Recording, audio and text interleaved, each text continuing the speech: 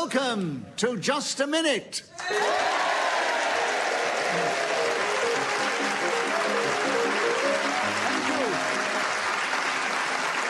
you. Hello, my name is Nicholas Parsons, and as the minute waltz fades away, once more it's my huge pleasure to welcome our many listeners in this country and throughout the world. But to welcome to the programme four exciting, talented, witty, clever individuals who are going to show their skill with words, their verbal dexterity and ingenuity, as they try and speak on a subject that I give them, and they will try and do that without hesitation, repetition, or deviation. And those four are, seated on my right, Paul Merton and Neill, and seated on my left, Tony Hawks and Justin Moorhouse. Will you please welcome all four of them? Seated beside me is Sarah Sharp, who's going to help me keep the score, and she'll blow a whistle when the 60 seconds have elapsed. And this particular edition of Just a Minute is coming from the Performing Arts Centre here at the University of Lincoln, that fine university in that delightful county of Lincolnshire. And we have a fine Lincolnshire audience here. Scattered amongst them are some students from this university who are ready to enjoy themselves as we start the show with Justin, and the subject is sneezing. You have 60 seconds starting now. When I was a young child, on our local news in Manchester, there was a report of a lady who sneezed constantly. Sneezed, sneezed, It's a wicked game, isn't it? Tony, you challenge first. Yeah, well, you see, he's allowed to repeat sneezing, isn't he? Because that's on the card, but not sneeze. That's right. So, 53 seconds available for you, Tony, on sneezing, starting now. About a decade ago, I hitchhiked round Ireland with a fridge and got a lift with a nut. Justin, challenge. deviation. It's not. It's true. He did. Oh. And he wrote a book about it. I know, I've read it. So why did you challenge? Because there was no sneezing in that book. Ah, there was. I'm going to come to that. He was building up to it. So, Tony, an incorrect challenge. I'm sorry. Do you have to say? You don't have to say sorry, do you? Yes, you do, actually. No. We just love you. It's always best. Well, I am sorry. So if that doesn't make it into the program, No, don't say you're sorry. Justin, we love hearing from you. Don't say you're sorry. Your interruptions are delightful. He's sorry, just accept it. Chris, will you stop interfering?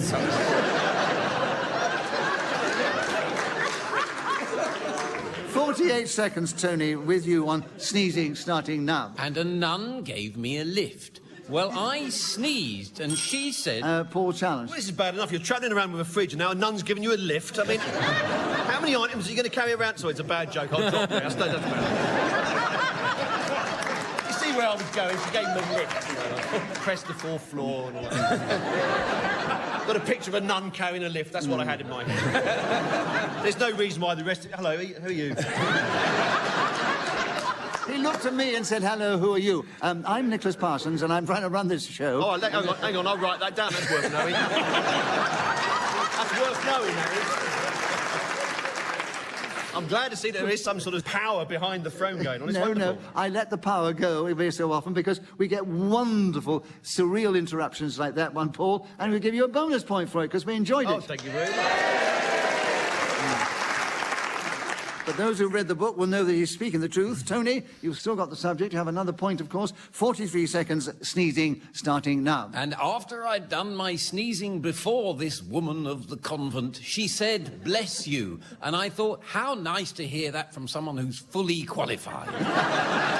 And the journey went on, but there's a good book you can read about that. Anyway, I was sneezing only the other day, and somebody came up to me and said, would you mind stopping that, please? It's disturbing me. I'm trying to read. I'm on the tube. I thought, how unreasonable.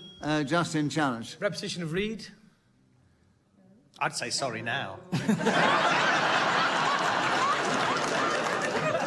He said, it's a good book, you can read it, and then later on he said, I was trying to read. No, I said it was a good book and you can read it. As well.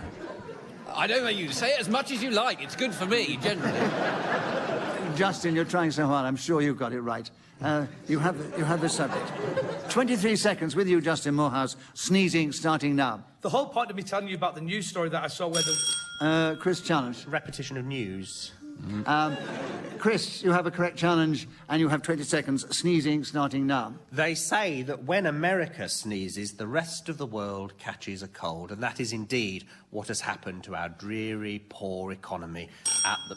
Justin, challenge. Deviation. No one wants to hear about that.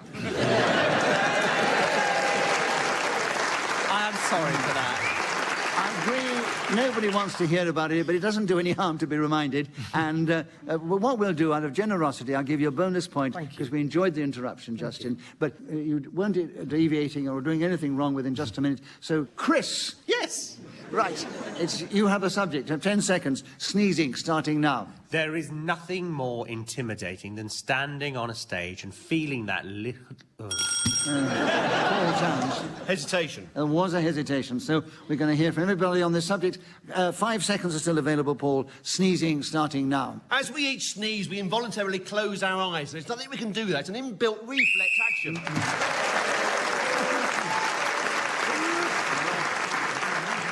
So Paul Merton was speaking as the whistle went and gained that extra point, and they're all pretty equal at the... What, even me? Yes, even you. You're only 1 point behind all the other three. That's pretty equal. It's early days, Chris, don't worry. Chris, it's your turn to begin, so will you start with the subject of tripe? I know you cook, so probably it's been chosen for you. 60 seconds as usual, starting now. Tripe is a dish made from an animal's stomach. You could use a pig, a lamb, mutton, goat. It's you... Justin, challenge. Mutton isn't an animal. No, you're right. Well, it is it's an older sheep. It's an older sheep is mutton. The older sheep are called mutton. But The young sheep are called lamb. Yeah. But you don't say, oh, look at that mutton there. You say, look at that sheep. That's when... If a pig walks in, you go, oh, look at that bacon.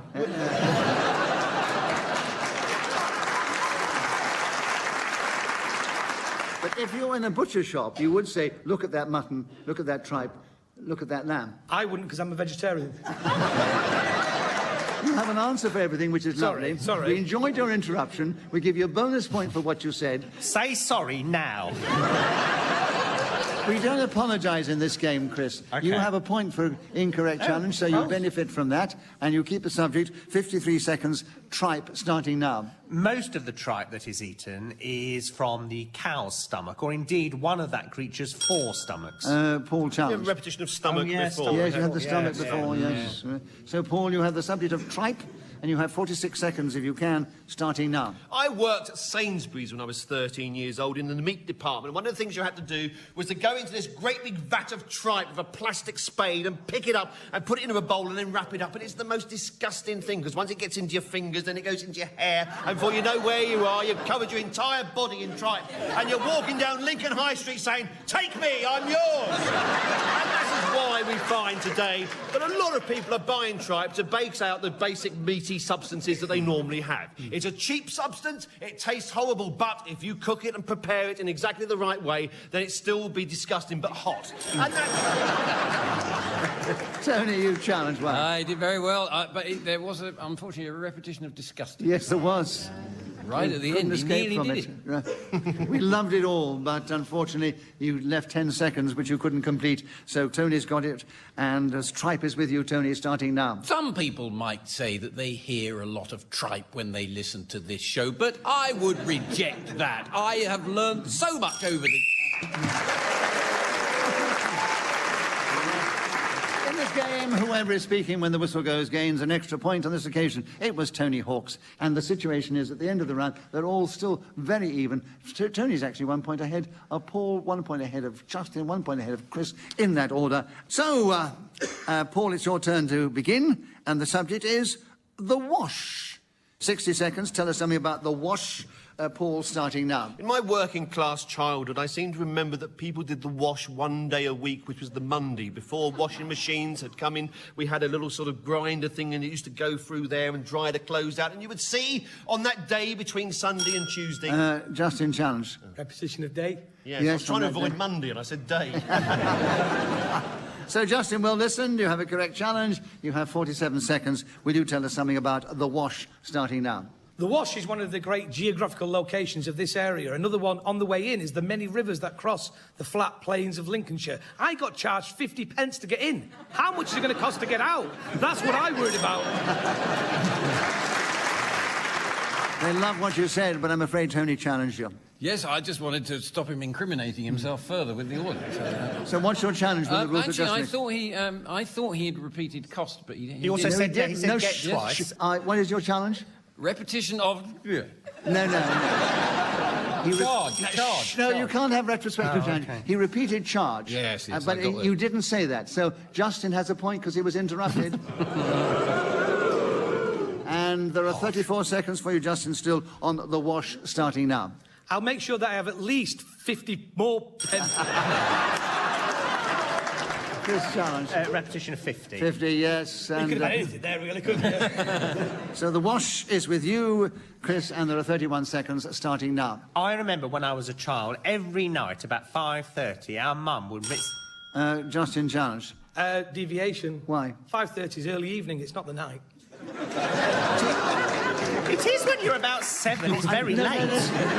You didn't say this. No, he said it when he was very young. Very young. And I will support him on that. So, an incorrect challenge, Chris. You still have the subject. The Wash, 26 seconds, starting now. The Wash is an area, indeed, of outstanding natural beauty in this county of Lincolnshire. The tide comes... Paul challenge. The audience seems to disagree with you. Only lead me to say that this is deviation on the part of Chris because the local audience seems to don't pride as high as he does. I think they should be the final judges. They don't think it's a natural beauty. Well, I'm easily pleased. I've never seen anywhere as gorgeous as the Wash. I've been to Venice, I've been to Rome, I've been to Paris. None of it compares to the Wash. When you went to any of those places, did you ever look out of a window? I did, and I thought, well, this is all very well, but it ain't the Wash. Chris, you have a bonus point for what you said just then because the audience enjoyed it. But Paul has the subject, the Wash, and there are 19 seconds starting now. When I think of all the places on God's good earth, whether it... Tony challenged. God's good earth. What's wrong with that? God's good earth? I think that was deviation from the English language. No. It's God's good earth. We've all heard the Said expression. God's good earth. He No, deliberately I didn't do it went with a Norwegian accent. I'm sure I didn't go God's good earth. He was saying it so the Lincolnshire people could understand him better. Well, Nicholas, I'd take your point away now. I think you're pushing boundaries a bit there, Tony. So, an incorrect challenge, Paul. 16 seconds, the Wash, starting now. If you don't have a bath, you have to stand in front of the kitchen sink, get a face flannel, dip it into the water, a bit of soap, and then start moving the cloth across your body. Chris challenge. Stop, I'm getting hot. God, you really do have a lonely life, don't you? Chris, they enjoyed your interruption. Bonus point to you. But Paul was interrupted, so he gets a point for that. 6 seconds, still with you, Paul, on the Wash, starting now. The good citizens of Lincoln stand up every... Chris challenge. Well, repetition of good. We've had God's Oh, good yes, that's earth. right. Yes, God, good earth, yes. Right. Note how he pronounced it the second time. But I still understood him on both occasions. So 4 seconds with you, Chris, on the Wash, starting now. I remember on summer holidays... So Chris Neill got that extra point for speaking as a whistlewind, and you'll be delighted and surprised to hear he has leapt forward with all the other points he's got, mostly for bonus, and he's now in the lead, 1 ahead of Paul Merton and 3 ahead of Tony Hawks and Justin Moorhouse. And Tony, we're with you to start, and the subject we'd like you to begin with is thinking out of the box. Can you tell us something about that subject in this game, starting now? I think the person who invented Tripe was thinking out of the box. 3. Chris challenge. Deviation, no one invented tripe. Oh, what about God? Well, were you proceed... If you adhere to the Darwin theory, it couldn't have been God either, so... Yeah. Well, what do you... Well, I mean, they did, didn't they? They decided to take all Invented this as a stuff. dish, I think, yes. Oh, I see what you mean, rather Yeah. than as a part of an animal. Yeah. And, The Romans invented tripe. and also you could say they invented the word to describe the entrails of the animal. You the could if it was a stomach lining. particularly poor evening. So you have... Anyway, Tony, it was an incorrect challenge. You have a point, and you have thinking out of the box. 55 seconds starting now. Very often you are required to think out of the box on this programme. You get a subject and you cannot just run with the normality of its interesting meaning. You have to go in another direction, and I do this on regular occasions, really quite impressively, to be honest with you. I am quite magnificent on occasion. Repetition of quite. Quite, yes, you were quite this and quite that. Yes. And so... Chris, you were listening well, and you have... It sounds like I've just made quite a good point at question time. 40 seconds. Thinking out of the box with you, Chris, starting now. Thinking out of the box. Blue sky thinking. All those silly phrases. Tony challenged. I got done by a terrible, terrible mistake. Yes. Because thinking is on the card, and you can use the words on the card. But he gets a bonus point. I get a bonus point. And I'm also very sorry. You don't get a bonus. That's the most important thing, obviously. No, he doesn't get a bonus point. He gets a legitimate point for having an incorrect challenge. Give me a bonus point as well. No, you've had plenty of those already. Oh. 35 seconds. Thinking out of the box, Chris, starting now. As a child, towards Christmas, you'd look at the parcels underneath the Christmas tree. Oh, bugger. Challenge, yes. Chris, repetition. Hesitation, repetition. 30 seconds. It's with you, Justin, now. Thinking out of the box, starting now. I bought a shirt last week and the assistant said to me, how would you like it? And I said, I'm thinking out of the box, which is a silly joke, really, to get into this thing. However... Paul, your challenge. I was amazed they were laughing. I'm sorry, I had to stop. Well, you retired on your laurels, having got such a big laugh. I give you a bonus point for that.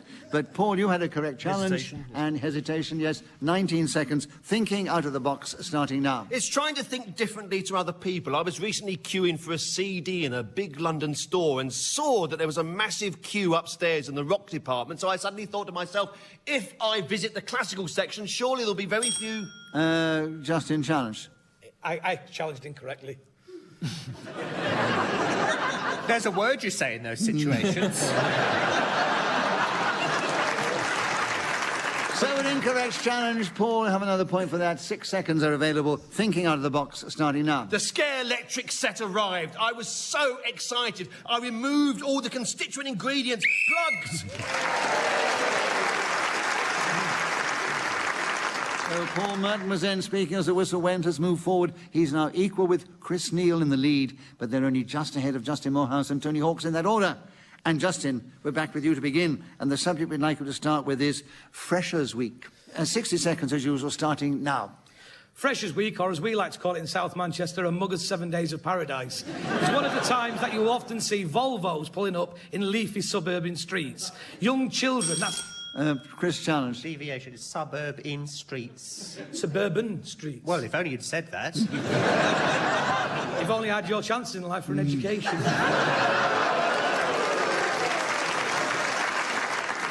Justin, you've justified what you said. Right, you have got another point because an incorrect challenge. 50 seconds, Freshers Week, starting now. I like to see these parents dropping off their offspring and saying, good luck, bon chance, have a good time, be nice, keep talking, and then you might get to the end of the minute. You're doing rather well, and then he sort of gave up a bit there. I know. If I'm being honest, I'm desperate for the toilet, and I just... Are you I really didn't know there was a desperate? prize.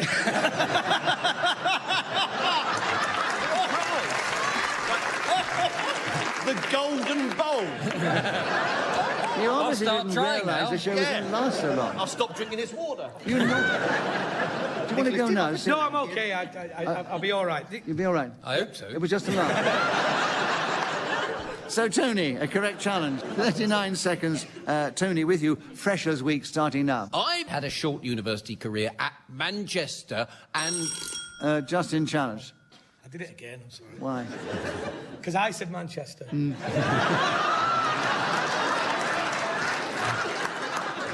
Yes, Justin, even... And I know it's only your second show, but you are allowed to repeat the words that other people have used. So another incorrect challenge, Tony. You have the Freshers' Week, and you have 33 seconds starting now. Kevin Brown and I spent quite a lot of it playing table football. I was particularly good. I had a little striker painted on myself, red, and I wondered whether I could continually beat him, and I... Justin, challenge. Deviation. You had a little striker painted on yourself. No. I'd painted it on myself. I'd taken the brush and I'd made my striker that much redder. Right, he's established... You're amazingly What was your challenge? Within the rules of just a minute. Deviation from the normal behaviour of a student in Freshers' Week. There is no normal behaviour. That's the point of being in Freshers' Week. No. Well, painting a striker I've on not yourself. only been at a Freshers' Week 2 years running, but also I have entertained at Freshers' Week, and I've seen the ridiculous and outrageous and unpredictable things that they do. So, Tony, it was an incorrect challenge. You have 24 seconds. You continue with Freshers' Week starting now. And then I put a traffic cone on my head.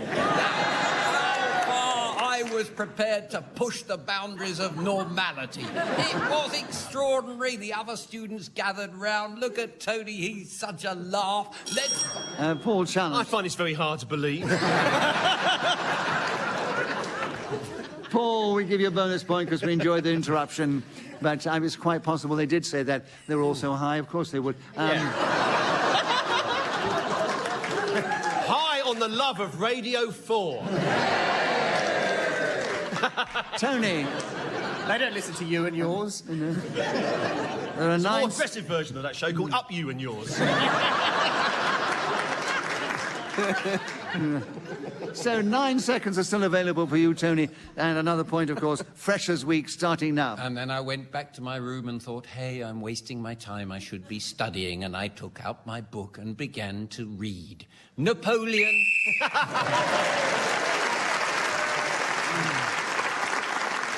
Well, it's a very close contest because Tony Hawk's got a number of points in that round, including one for speaking as the whistle went, and he's moved forward. He's now equal with Paul Merton in the lead. They're only 1 point ahead of Chris Neill and a couple of points ahead of Justin Moorhouse, so it's an even contest. It's good because, you know, their contributions are all equal, aren't they? But there is that toilet to play for, so...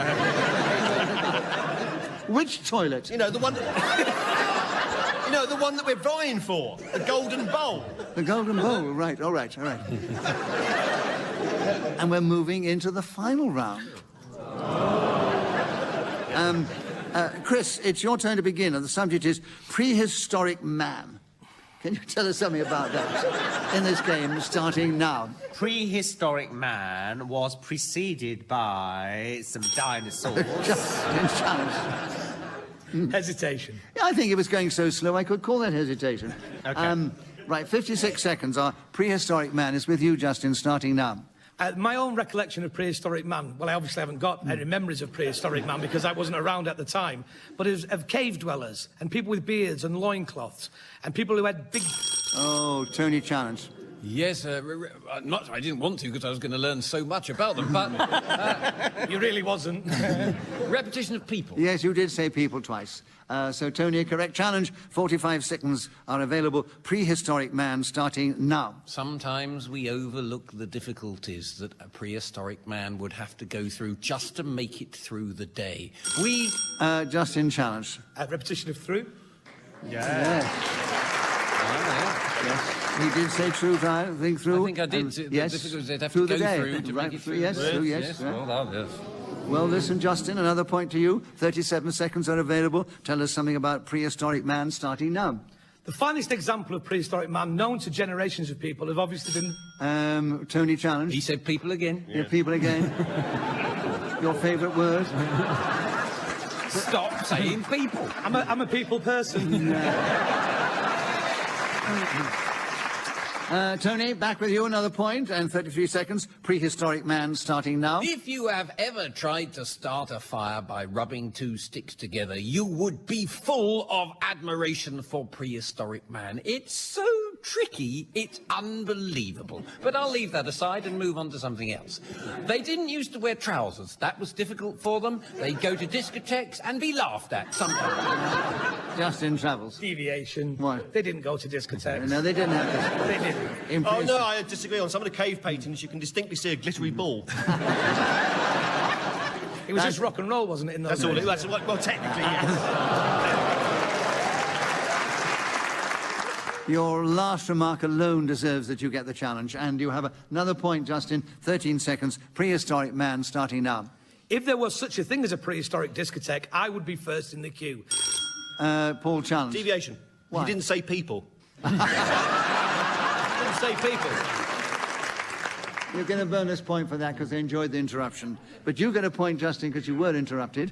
And you have 9 seconds still. Keep going. The Prehistoric Man starting now. And it wouldn't really matter if I came home to my prehistoric cave and my Chris, challenge. Well, a repetition of cave. He said cave dweller before. Cave dweller, yes. I know that's slightly retrospective, but, you know. He said it before. It's correct. So, Chris, you have 4 seconds. Tell us something about Prehistoric Man starting now. Prehistoric man, and indeed prehistoric woman. Well, Chris Neill was speaking as a whistle went. Justin Moorhouse got lots of points in that round. But you will be interested and delighted to hear it's very even. Have I won? Actually, I'm sorry, that is tautology. It's either even, you can't be very even. I apologise for my grammatical error. Look at all those students, they're gutted. I know. They're on tenterhooks to know. But it's Tony Hawks, Justin Moorhouse and Chris Neill are all equal in second place. And only 2 points ahead is Paul Merton. So once again we say, Paul, yes, you are the winner this week. As far as I'm concerned, they're all winners for the amazing contribution they make to the show. And so Paul, don't you mean... Sorry, Paul, would you mind if Justin had first go with the prize? Well,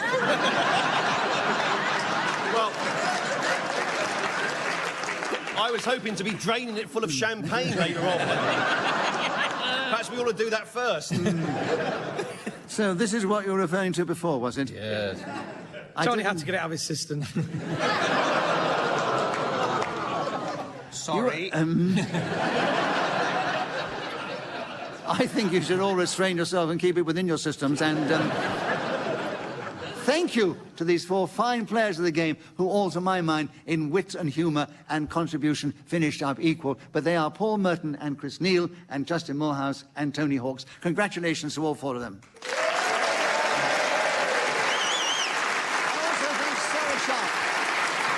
Who's helped me with the score, blown her whistle with such aplomb. We're indebted to our producer, Claire Jones. We're deeply indebted to Ian Messiter, who created this amazing game. And we're genuinely indebted to this lovely audience at the Performing Arts Centre here at the University of Lincoln, who have enjoyed themselves but helped us to enjoy ourselves. From our lovely Lincolnshire audience, from the panel and from me, Nicholas Parsons, thank you for tuning in. Be with us the next time we play Just a Minute!